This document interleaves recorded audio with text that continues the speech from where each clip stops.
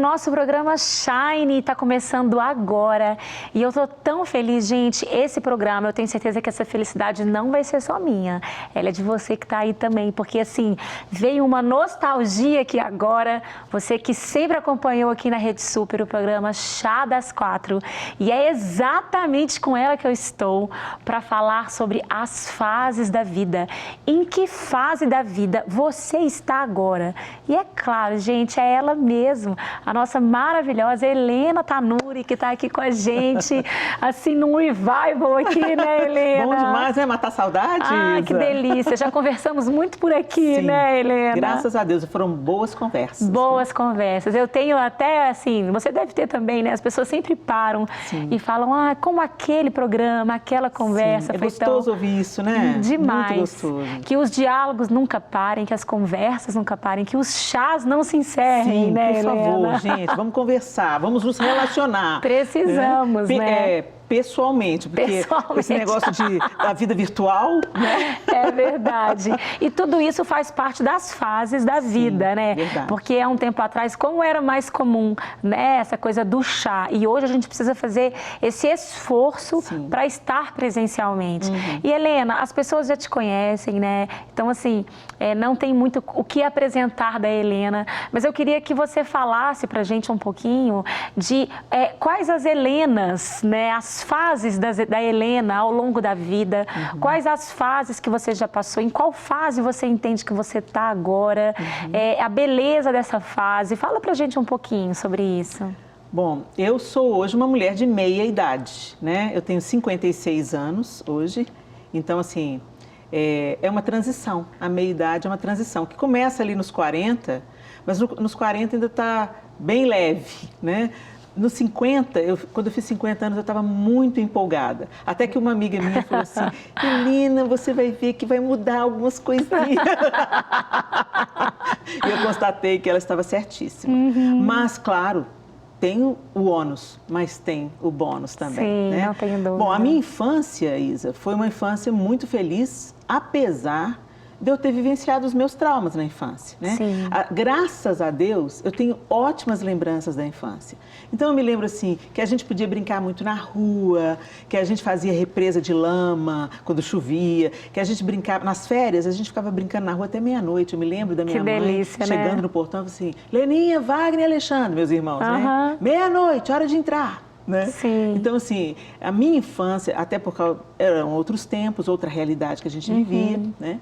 Então, eu tenho muitas boas lembranças da minha infância. Uma infância muito simples, o que evidencia que a gente precisa de bem pouco para ser feliz, né? Sim. A minha adolescência, eu sempre fui muito... Eu sempre gostei das artes, então a adolescência foi o período de eu me aventurar nessa área, né? Eu aprendi a tocar violão, eu compunha, cantava no colégio, participava dos festivais de música, fazia teatro no colégio. Então eu sempre imaginei que a minha veia principal eram as artes. Né? Então, porque a minha adolescência foi vivenciando isso. No colégio, eu não queria ir embora, porque o meu colégio foi um colégio municipal, né? Mas um colégio que encorajou, era um modelo da rede municipal na época, tinha um teatro enorme na nossa escola, uma outra estrutura, e que encorajava isso. Então, as artes eram muito estimuladas na minha escola. Então, por isso só foi aguçando. E na igreja também, né? Cantando na igreja, fui pro coral e tal, fazendo teatro na igreja. Então, a adolescência também foi... Eu era muito bagunceira, Isa. Era muito bagunceira. Não, era muita criatividade, né, Helena? Mas, assim, a minha bagunça era justamente essa criatividade. As piadinhas o tempo todo, a risaiada na sala. Né? Sim. Então, foi uma adolescência também que deixou ótimas lembranças, né?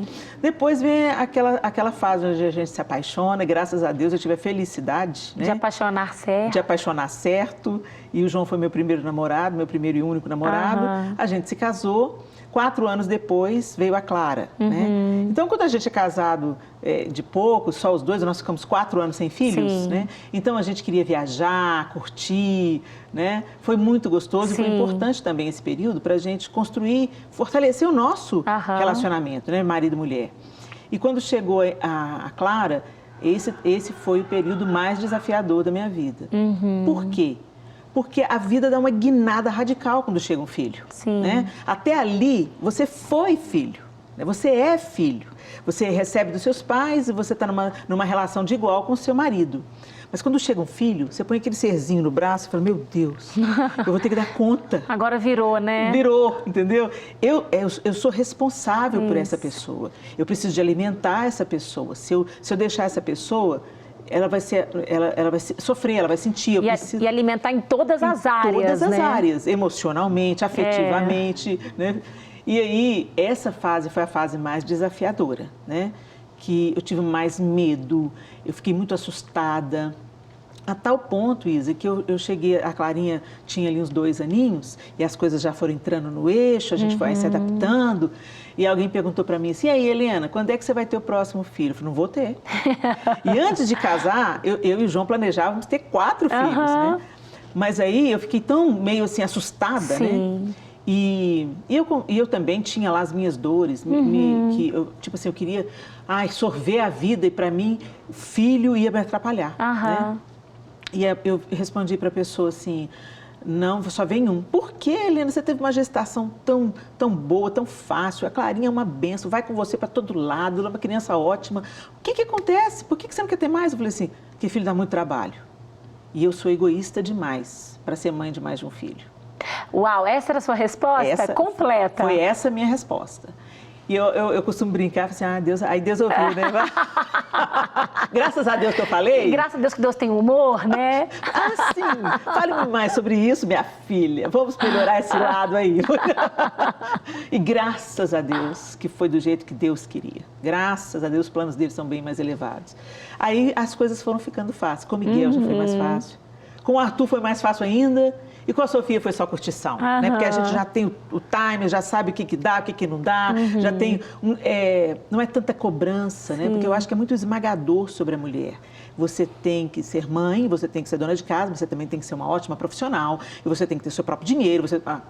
a gente não dá conta. Tem que estar bem, bonita. Tem que estar bem, bonita, entendeu? Então, assim, era toda essa pressão ali nos meus 26 anos, quando eu tive a Clara, né? E claro que depois que os filhos foram chegando, eles vão crescendo juntos, a gente vai desfrutando as alegrias. Sim. Você tem 4, você sabe do que eu estou falando, né? É muita aventura, é muito trabalho, mas também é muita alegria, muita diversão, muito ruído na casa, né? É muito bom. Helena, com todas as fases que você já viveu até agora, o que você acha que... Bom, é claro que você é fruto de todas essas vivências, Sim. Mas de todas elas, qual foi a lição assim que você acha que sobressai assim? Viver o momento presente, porque a gente vive ou presa ao passado, né? Por que eu não fiz? Por que eu não falei? Por que eu... Entendeu? Sim. Lidando com as suas imperfeições, com as suas carências, com seus traumas. Então, você fica lá presa no passado. Ou você fica ansiosa pelo futuro. É igual quando você tem a menininha ali de 2 anos, você fala, estou doida para ter 18. Sim, né? Não, sim. não faça isso. Vive esse momento, porque ele é único, ele não vai se repetir. Então, é muito importante a gente ter essa noção de estar no momento presente. É o maior desafio, Sim. mas tem que também ser o nosso principal exercício. Né? Nem andarmos ansiosos, nem angustiados. Né? Ou então até preso no passado, mas de um jeito bom. Aquela fase que era boa. Sim. Quando os meninos eram pequenos. Né? Claro, você vai sentir saudade, sim, mas você não pode ficar presa a isso. Né? Caminhemos, avancemos. Você conseguiria definir uma fase como a mais prazerosa? Isa, todas elas tiveram a sua porção enorme de prazer, né? Eu posso destacar 2. A minha adolescência, porque você é meio inconsequente, não tem muita noção de responsabilidade, papai e mamãe resolvem, entendeu? E tal. E eu quero tocar violão e cantar e compor e fazer teatro, entendeu? Então foi uma fase assim, que você não tinha preocupação. Né? E também no início do casamento ali, quando era só eu e o João, vivendo a liberdade que a gente nunca tinha experimentado, de tomar as nossas próprias decisões, de arrumar a cozinha na hora que a gente quisesse, de comer o que a gente quisesse, entendeu? Afinal de contas, ali era nossa casa, não a casa dos nossos pais, né? Sim. Então também é uma fase que eu tenho ótimas recordações. Ai, gente, é muito bom, né, Helena? Olhar para trás e conseguir, é o que você falou, olhar, ver essas fases e ver que você viveu elas, sim, cada uma delas, sim, né?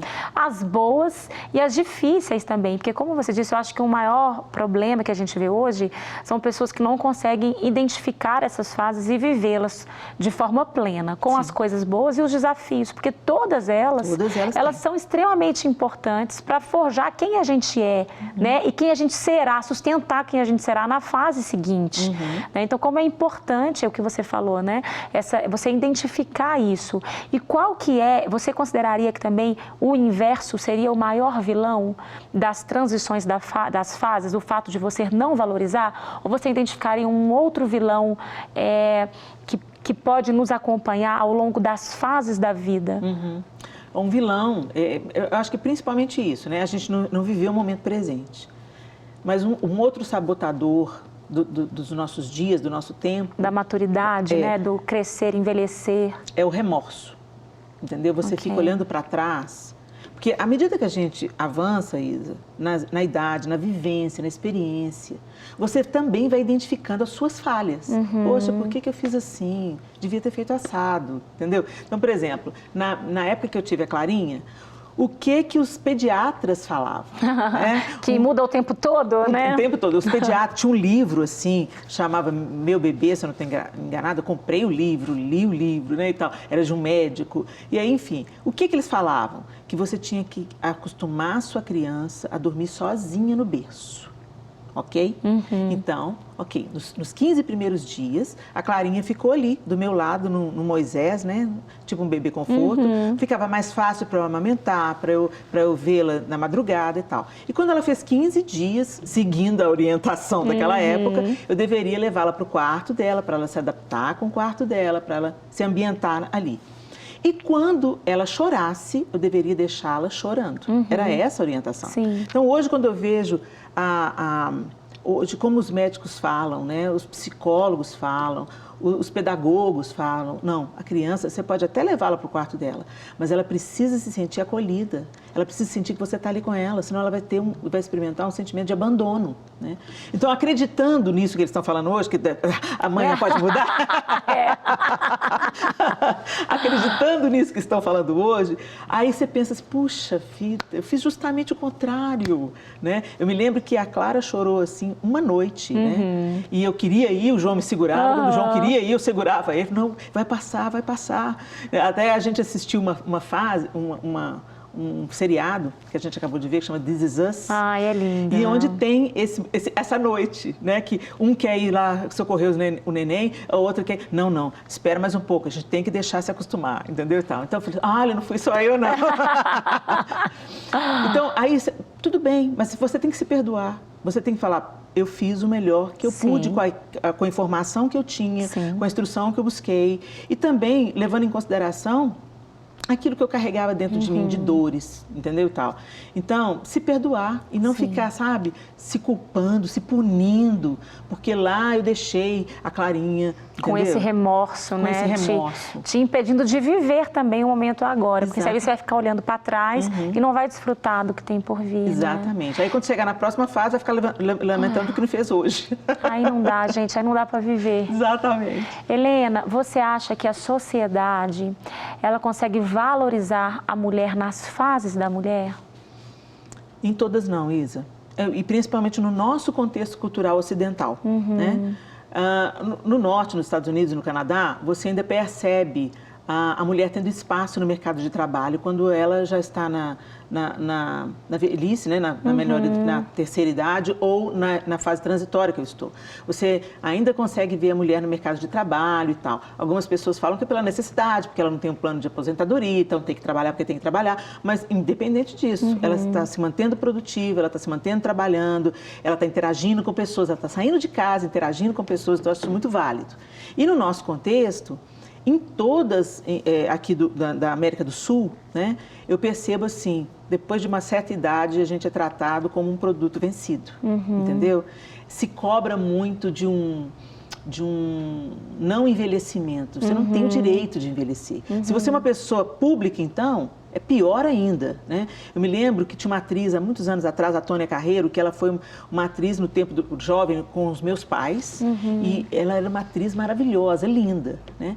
E depois ela foi envelhecendo e a gente vai declinando. Por mais que a gente envelheça bem, né? A nossa pele não é mais a mesma, nossos cabelos ficam brancos, o corpo já não tem mais o mesmo tônus, né? E se você não tem uma rotina, um trabalhar para que você envelheça bem, saudável, fazendo exercício. Hoje, graças a Deus, as pessoas têm mais a consciência disso. Não é só sobre ficar bem esteticamente, é sobre ser funcional.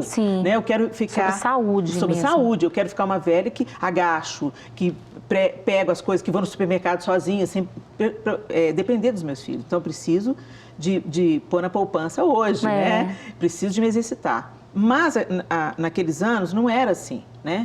Então, o envelhecimento da mulher também não tinha os recursos estéticos que a gente tem hoje. Era muito mais perceptível e muito mais brutal, né? Então, você pode ver isso com as fotos de Hollywood, Sophia Loren, Brigitte Bardot. E hoje, o que eles fazem? As redes sociais fazem questão de mostrar isso, como elas eram jovens e como elas são agora, né? Por que não faz isso com os homens? É verdade. Os homens sempre são colocados como os coroas charmosos. Aí você põe lá o Brad Pitt, entendeu? George Clooney, Tom Cruise, que lindos. Eles estão lindos, cada dia melhores, entendeu? E as mulheres são tão atacadas, né? Inclusive, virou xingamento. Quando você quer agredir alguém, você fala lá, sua velha, entendeu? A gente só envelhece quem está vivo.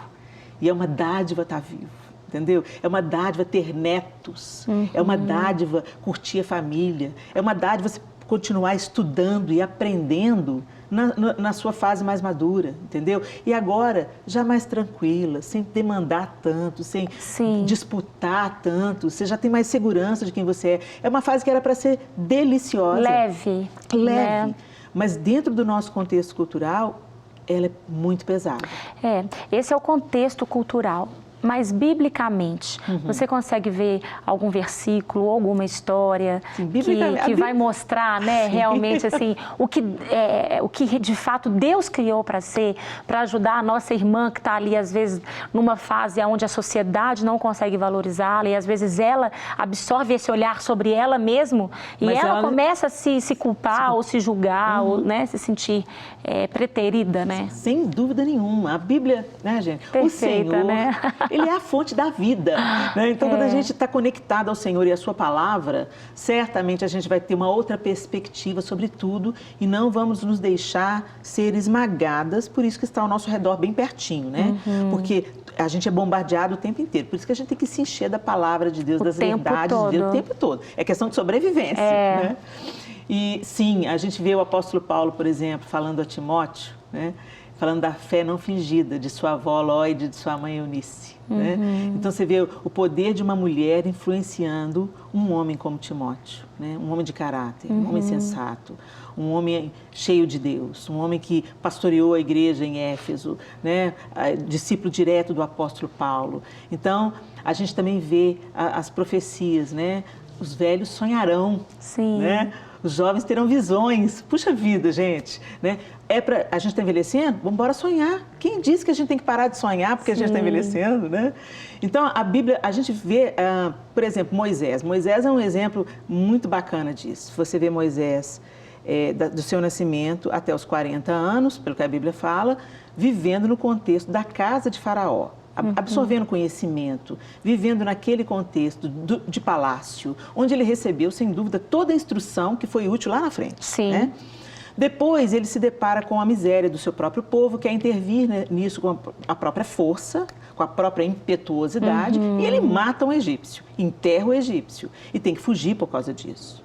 Os próximos 40 anos, ele vai ser pastor de ovelhas, o contrário do que ele estava vivendo no palácio. Então, ele vai trabalhar pastoreando os rebanhos de Jetro, né? Ele se casa e fica por ali, pelo deserto, habituado à vida desértica, até que ele viu uma sarça pegando fogo, né? E quando ele vai diante de Deus, aquele Moisés ali com 80 anos, vamos colocar assim... Ele fala, não sou eu, o senhor errou, não sou eu. O que aconteceu com Moisés ousado, impetuoso, a ponto de matar uma outra pessoa para fazer justiça. O que aconteceu? Ele foi humilhado, temperado. Não podia ir até Faraó com aquele temperamento difícil que ele tinha, com aquela impetuosidade que tinha. Então, Deus tinha que prepará-lo para a obra que Deus tinha para fazer através dele. Né? A primeira parte foi prepará-lo, na minha percepção, intelectualmente. Ele tinha que entender o Egito por dentro, né? A casa de Faraó por dentro, e toda a ciência que os egípcios tinham para passar para ele. A segunda fase, ele tinha que ter um espírito de dependência absoluta de Deus. Então, a meia-idade ali, né, daqueles tempos, foi muito útil para isso, esse amadurecimento, não ser tão impetuoso mais. E depois, quando ele vai diante de Faraó, você vê o exercício dessa maturidade, né, dos 40 anos anteriores. Ele não entrou na pilha de Faraó, ele foi totalmente obediente a Deus, a ponto de quando ele saiu com esse povo, levou esse povo para o deserto, e o povo começou a murmurar, e o povo começou a fazer acontecer, Deus falou com ele: você é o homem mais manso da terra. Ou seja, né, a gente vê o trabalhar de Deus e como ele nas fases da vida fases dele. Da vida, entendeu? Então isso é lindo de ver. Ah, Helena, mas ele também se irritou e feriu a pedra lá. Gente, olha, vou te contar um caso. Até Deus se irou com o povo. Falou assim: eu vou acabar com tudo, vou começar um outro povo. Né? E Moisés disse: não, senhor. O que os outros povos iam dizer a seu respeito? E Deus não deixou de responder a ele. Não deixou de responder a ele. Deus respondeu, né? Exatamente. Helena, e assim, uma última pergunta para você compartilhar aqui com a gente. Qual a importância, então, dessas gerações se olharem, né, dessas gerações se relacionarem com esses aprendizados nas gerações, nas fases diferentes? Biblicamente, isso é uma realidade, né? É uma da gente realidade. Aprender uns com os outros, Sim. né? Você vê, o próprio exemplo que eu citei aqui, né? Paulo preparando Timóteo, né? Escrevendo a Tito, né? Ensine as mulheres a serem boas donas de casa, boas mães, esposas, boas donas de casa, a ensinarem as esposas a serem boas mães, esposas, donas de casa e mães. Então, assim, sempre a gente tem algo para ensinar, né? Você viveu alguma coisa, você experimentou alguma coisa de positivo e de negativo. Você pode inspirar, você pode ensinar, você pode aconselhar a geração que vem atrás de você, né? E eu posso aprender tanto com quem é mais jovem do que eu, porque tem uma outra perspectiva da vida, porque tem um olhar mais fresco sobre uma série de coisas que eu não vivenciei, porque tudo muda o tempo todo, né? Então é uma delícia quando a gente está em parceria com a geração mais jovem, no meu caso, né? Porque você está aprendendo o tempo todo, é muito gostoso. Aí a gente lembra da agricultura rudimentar, onde o boi velho era colocado com o boi novo. O boi velho conhece bem o caminho e o ofício. E o boi novo tem o vigor que se precisa para se puxar o arado, né? E na vida não é diferente. As coisas da natureza falam muito sobre como é o caráter de Deus, né? E a gente vê claramente isso de geração para geração, o cuidado de uma geração com a próxima geração. Uma geração contará a outra geração os feitos do Senhor, né? Então a Bíblia, todo o tempo você vê isso acontecendo. E é lindo demais. Nós não podemos ser influenciados pela cultura que descarta o que é velho, né? Quando a gente olha para o Japão, por exemplo, os anciãos, eles são respeitados, né? Eles são consultados pelos mais jovens, eles não são ignorados, né? Então, a gente tem o que aprender. E a palavra de Deus, claro, nossa principal inspiração. E eu acho que esse movimento é um movimento que precisa ser feito por todos, né? Tanto do jovem reconhecer, né? Honrar, buscar, ter diálogo, conversar, buscar conselhos, quanto das pessoas, né, mais vividas, mais maduras, também terem esse olhar para com os mais novos. Então, precisa haver, na verdade, na sociedade, uma disposição de todos, né? Dos dois lados. Dos dois lados, para que a gente continue construindo algo, porque do Senhor, né? Um bom exemplo disso para o nosso caso, que somos mulheres, né, e a Bíblia deixa essa relação muito bonita como exemplo, Noemi e Ruth, né? Verdade. Como Noemi sabia como é que era a cultura, como é que ela tinha que fazer, como Ruth tinha que agir, e como Ruth se submeteu, e também como ela cuidou, como ela foi leal a Noemi, né? Como ela foi amiga de Noemi. Então, você vê essa relação entre as duas ali, uma ajudando a outra, uma fortalecendo a outra. Não era disputa de poder. Sim. E não era uma desprezando a outra. Né? Então, isso fica um exemplo lindo. Ai, gente, maravilha. A gente podia ficar aqui muito tempo conversando com a Helena, mas a gente já está indo para o nosso final e aí é um momento mais de diversão. Você é muito criativa, então vou pensar numa coisa mais assim. Ai, meu pai. A gente sempre faz um paralelo, né? No caso você, um paralelo dessa conversa, de alguma coisa que a gente conversou sobre alguma coisa que a gente está vendo aqui. E aí eu escolhi aqui agora, vai ser as nossas câmeras, Helena. Ai, Jesus. Você consegue fazer algum paralelo desse assunto que a gente está falando, sobre as fases da vida e uma câmera que nos filma aqui? A gente pode perceber claramente, Isa, que o equipamento ele sofre uma modificação, né? As câmeras de antigamente eram aquelas câmeras enormes, pesadas, né? Tinha um tubo comprido e eu fico até imaginando como é que eles filmaram a descida do homem na Lua com o equipamento, qual equipamento que eles usaram, porque as câmeras realmente a gente vê, né? Documentários, elas eram pesadas, antigas. Aqui mesmo na Rede Super, quando a Rede Super nasceu há 22 anos atrás, a gente percebia um equipamento bem mais rudimentar, bem mais pesado. Hoje, elas são leves, elas são mais enxutas, né? Se movimentam. Mas isso não tira a beleza do que aquelas que deixaram por herança. Foi porque aquelas primeiras câmeras funcionaram, é que elas puderam evoluir, elas puderam crescer e acontecer. Então, cada tempo, cada período e cada equipamento tem o seu valor. É isso aí, gente. E agora, para conhecer a Helena um pouquinho mais a fundo, a gente vai para o nosso quiz de perguntas, tá? Vambora. Helena, um livro de cabeceira. Humildade, a beleza da santidade, de Andrew Murray. Anota aí, hein, gente? Uma prioridade. Uma prioridade. Deus. Relacionamento com Deus. Amém. Uma qualidade. Eu sou ensinável. Um desafio. Ai, um desafio é permanecer calma em tempos de caos. Uma cor. Azul. Uma comida. Frango ao molho de manga. Nossa! O quê? Fiquei curiosa agora para comer um frango ao molho de manga. Vou fazer para você. Quando eu fizer, eu te falo. Então tá bom, pode me chamar. Um lugar.